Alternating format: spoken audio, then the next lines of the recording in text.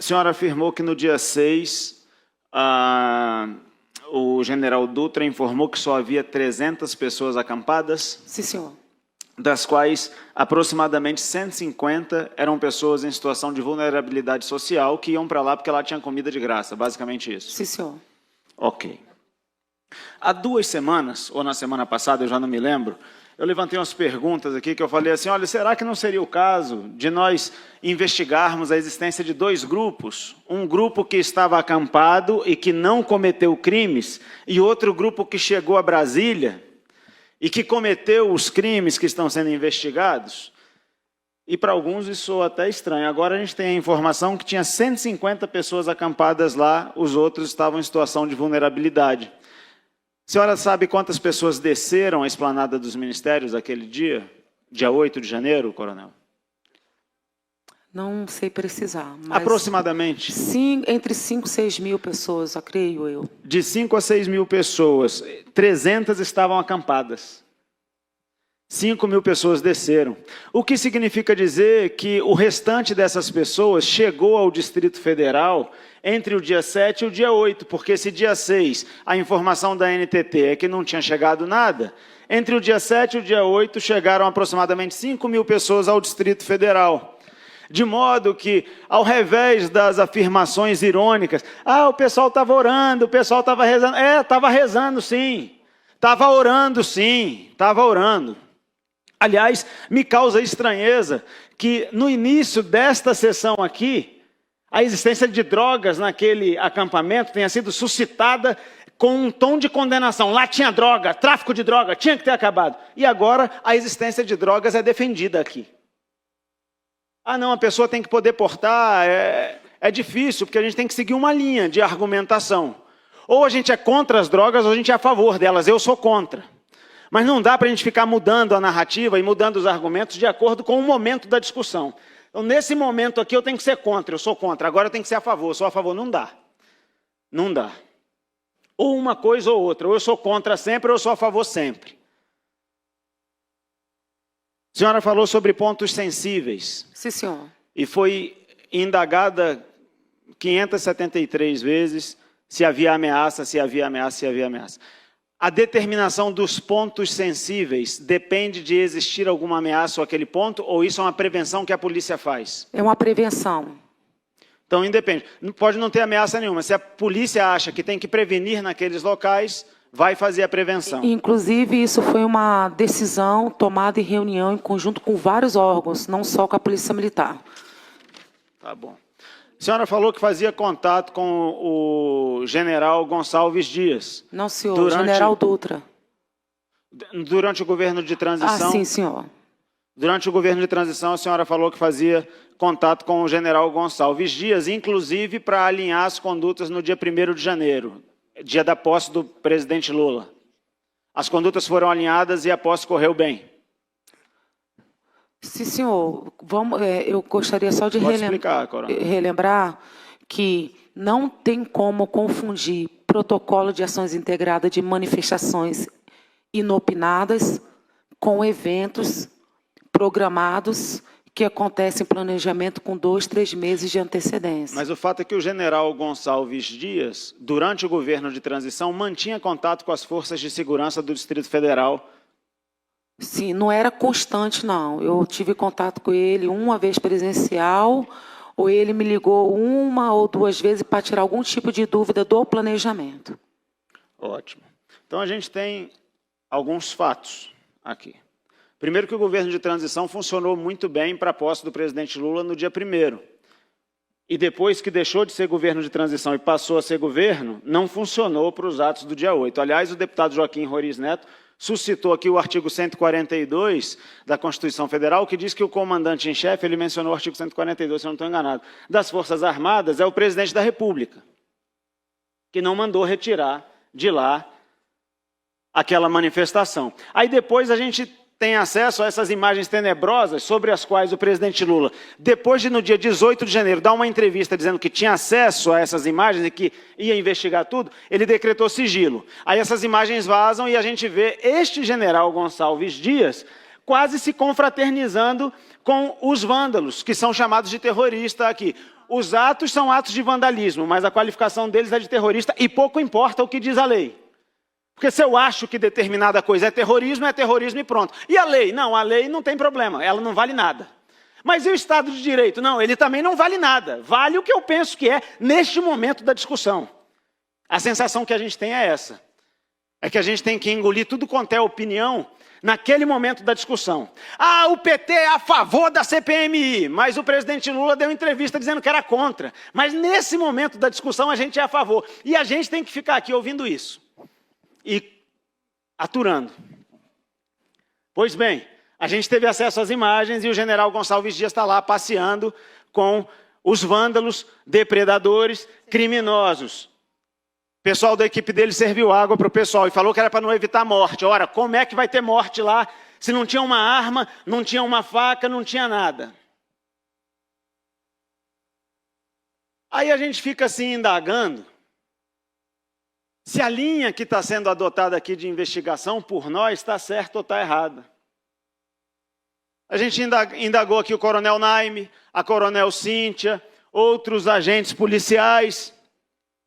E a sensação que tem é que isso não vai para frente. Ouve. Em breve vamos ouvir o comandante Klepter. Mas que houve alguma coisa errada, houve. A Praça dos Três Poderes está sob a jurisdição da Polícia Militar do Distrito Federal. O deputado Max indagou, a coronel Cíntia respondeu. Mas e os prédios? Depois da invasão? E os prédios? Por que não se desmobilizou aquele acampamento? Por que não foi feita alguma coisa? 300 pessoas. 300 pessoas. Dentre as quais 150 em situação de vulnerabilidade social. Por que se aguardou a chegada desses ônibus? Por que ficaram esperando os ônibus chegarem? Por que ficaram esperando chegarem 5.000 pessoas aqui no Distrito Federal? Sabidamente vinham para descer a esplanada dos ministérios. Se o restante das pessoas que estavam lá, muitas delas, eu vou repetir, orando, rezando, já tinham ido embora. O presidente Bolsonaro tinha ido embora para os Estados Unidos. A população que estava lá se manifestando já tinha se desmobilizado, mas ficaram aguardando chegar mais gente. Quem é que se beneficiou com isso? Quem se beneficiou com a invasão dos prédios dos três poderes da nação no dia 8 de janeiro? Qual grupo político foi beneficiado? Qual grupo político quis impor sigilo sob as câmeras para que não se soubesse o que aconteceu? Qual grupo político não queria CPMI? As perguntas são retóricas, é claro, porque todo mundo sabe. É o mesmo grupo político que agora diz que é a favor. É o mesmo grupo político que depois de que vazou as imagens falou, disponibiliza para todo mundo. Porque depende do momento. A gente quer ou deixa de querer dependendo do momento político. Então eu vou reiterar aqui o que já foi falado pelo pastor Daniel e por mim. Tem inocente preso e tem culpado que não está sendo sequer investigado. Tem gente que está na cadeia há meses, que não merecia estar, que não apresenta perigo para a população. E tem gente que deveria estar sendo investigado e não está. Pastor Daniel falou aqui, o deputado pastor Daniel falou aqui sobre o Estado de Direito. O Estado de Direito no Brasil está combalido. A deputada Paula, que me antecedeu, falou sobre essa proposição das fake news. Do projeto das fake news. A gente está diante de um momento em que a gente tem pessoas encarceradas indevidamente, sem contraditório, sem ampla defesa, sem devido processo legal, sem nenhuma das prerrogativas constitucionais e sem nenhum dos seus direitos fundamentais sendo atendidos. E a gente tem, ao mesmo tempo, tramitando no Congresso Nacional, um projeto que vai censurar a população e que vai dizer o que pode e o que não pode ser dito. O Estado de Direito no Brasil está morrendo. Nós estamos caminhando a passos largos para nos tornarmos uma ditadura como é a China, como é a Coreia do Norte, como é a Venezuela. O Estado de Direito no Brasil está morrendo, nós estamos vendo morrer e não estamos fazendo nada, porque os discursos eles vão se alinhando de acordo com o momento. E de acordo com o momento, a gente vai afundando a democracia brasileira, a gente vai afundando a população brasileira. A deputada Paula falou assim, eu saio daqui hoje triste com a política. Tem algumas vezes que eu saio daqui meio inconformado, deputado Hermeto, com a política. Porque muitas vezes a sensação que eu tenho é que não se quer investigar. Existem opiniões formadas antes do início da investigação e essas opiniões não vão mudar. Isso é triste para a gente, deputado, isso é triste para a população do Distrito Federal, isso é triste para quem nos colocou aqui, isso é triste para a parcela da população que ainda tem uma confiança, ainda que seja pequenininha, nos políticos brasileiros. Infelizmente, a nossa classe não é levada a sério pela população. A verdade é que a maioria da população tem até um pouco de nojo da classe política. E a gente está tendo a oportunidade aqui nessa CPI de mudar um pouco isso. De investigar alguma coisa a sério. Porque eu tenho certeza absoluta que todos nós, sem nenhuma exceção, se indignam com as cenas de depredação do patrimônio público, desses prédios que são tombados, não é isso, deputado Max Maciel? Todos nós ficamos indignados com isso. E a gente tem a oportunidade de investigar. E eu tenho certeza, absoluta certeza, que não tem um espectro político só envolvido ali, não. E se for investigar, vai ter que prender gente de um lado e do outro. Mas o certo é o certo. Se tem que prender gente de um lado e do outro, prende gente de um lado e do outro. Mas depois do devido processo legal e de individualizar a conduta. E de saber quem fez o quê. Agentes públicos e cidadãos comuns. Quem fez o quê ou quem deixou de fazer que devia ter feito. E aí que seja punido, não interessa se é de direita ou de esquerda. Criminoso tem que ser punido. Não interessa de qual espectro político, ideológico é. Criminoso tem que ser punido. Mas só o criminoso. O inocente não. O inocente não pode ser punido no lugar do criminoso. A gente não pode tolerar que alguém que estava lá nos Estados Unidos esteja preso até hoje. Onde é que estava Anderson Torres no dia 8 de janeiro? Nos Estados Unidos. Aonde ele está hoje? Na cadeia. Aonde estava o general Gonçalves Dias no dia 8 de janeiro?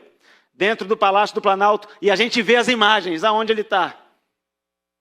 Como é que pode isso, gente? Como é que nós todos, não importa se um é de direita, outro é de esquerda, não importa. Como é que nós podemos tolerar isso no Estado de Direito? Como é que essa indignação pode ser seletiva? Como que pode um negócio desse?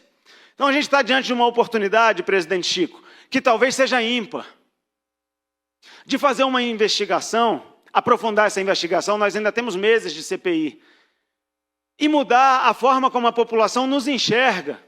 Mudar a forma como o povo do Distrito Federal olha para nós. Para que de alguma forma eles olhem para nós e falem assim, ali existe um mínimo de seriedade, esses caras estão investigando a sério.